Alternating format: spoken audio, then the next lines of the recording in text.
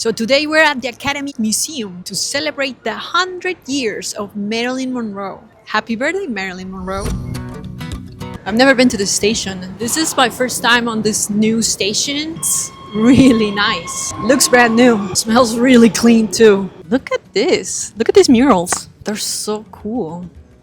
Okay, now let's go see Marilyn. If you guys were wondering, the name of this station is Wilshire and Fairfax. Fairfax is the name of the station. It's the purple line. It's the D. So I'm kind of writing the D right now. And you know, right outside the metro station is the Academy Museum. There's even a free restroom here. But before we go in, let's stop across the street and take a look at Urban Lights. Okay, so this right here, it's called Urban Lights. Very popular. See, we just walked a little bit, like the metro station is right there. And then just go across the street here and bam! Okay, I love walking around those. So there's another museum right next to this, but this is not the one we're visiting today. Okay, and after a short walk, I finally made it to the Academy Museum. Now, from this point on, I'm switching to voiceover, because I wasn't sure how much filming or talking would be allowed inside, but thankfully I was allowed to film, so I recorded as much as I could.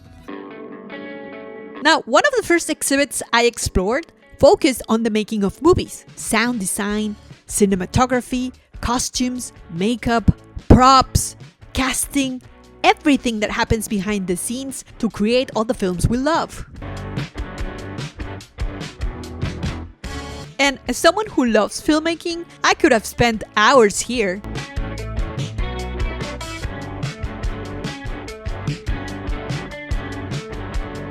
You know, seeing all these original storyboards, production materials, and even real Oscars was honestly one of my favorite parts of the museum.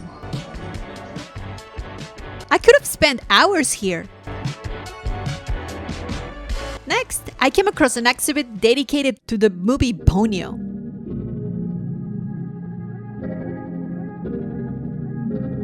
I'd never seen the movie, but after seeing the drawings, the animation process, and all the work behind it, now I really want to watch it.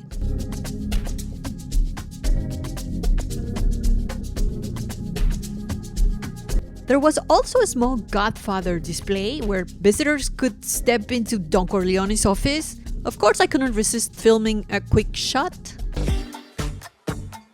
Then I found the Barbie exhibit, and this was a lot of fun because they had this miniature version of the movie sets, concept designs, and production materials showing how the filmmakers developed the look and feel of the movie. And there was also a tiny version of the Mojo Dojo Casa House, which was surprisingly cool.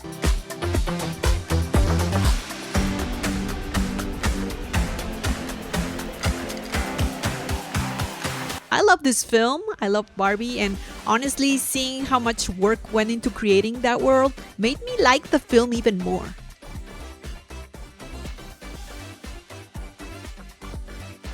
There were also displays from Beauty and the Beast and Anna Karenina.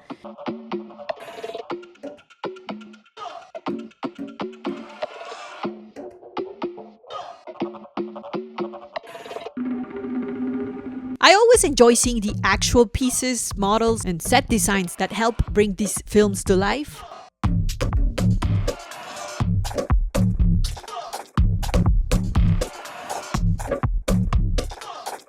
But now let's be honest, the main reason I came here today was Marilyn Monroe. So we're finally here. And as soon as I entered the exhibit, I heard Marilyn's voice singing in the background. And wow, I was immediately into her world.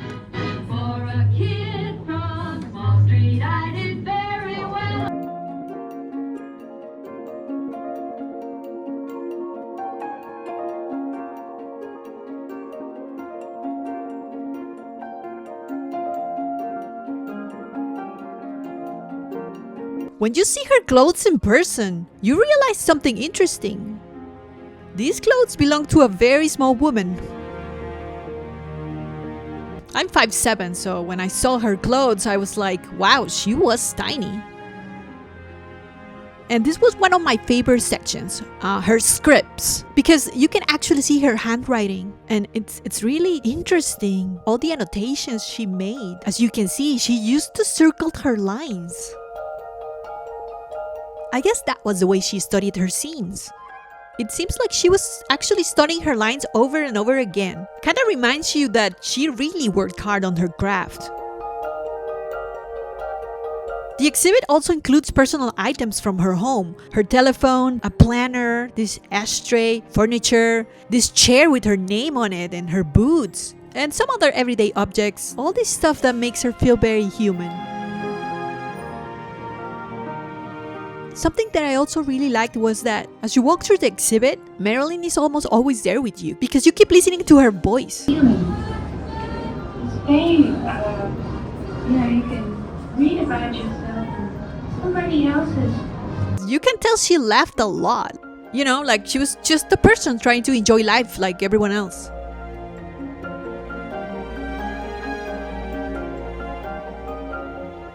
Then, of course, they have the dresses. You can see a lot of iconic dresses from her movies. Most of them are here.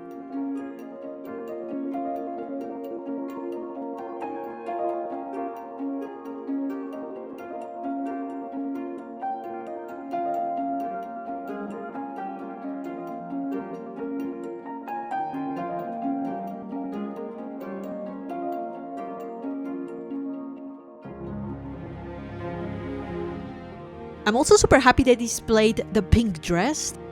This famous pink dress from Gentlemen Preferred Blondes. Because watching it in person was honestly surreal.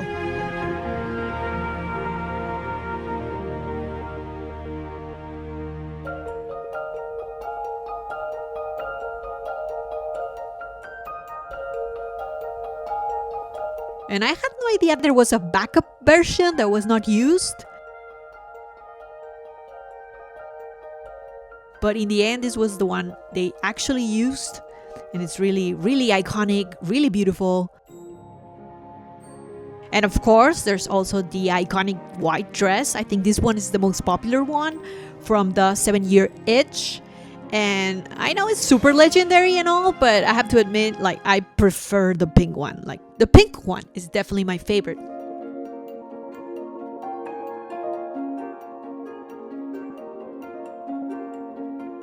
There is also a lot of photographs, a lot of pictures from her from throughout her life. International movie posters, magazine covers.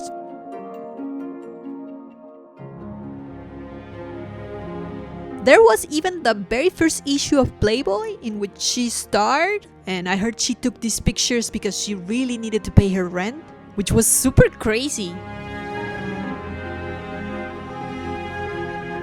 And here there's also this small screening room where you can see, clips from her on her most iconic films.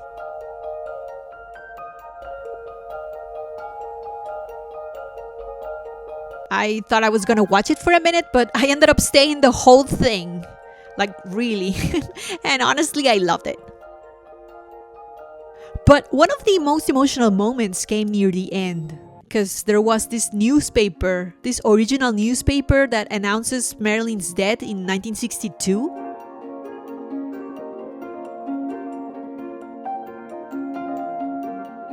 And seeing it in person was very moving. Yeah, it's hard to understand how young she was and how much potential she still had, and how different Hollywood history might have been if she had lived longer,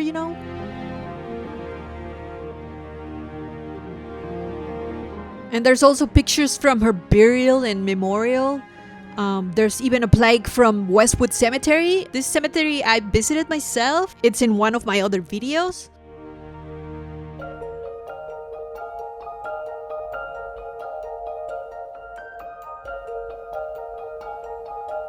But overall, I really enjoyed this exhibit. Whether you're a Marilyn Monroe fan or a movie lover or just someone curious about Hollywood history, I think you definitely should check it out.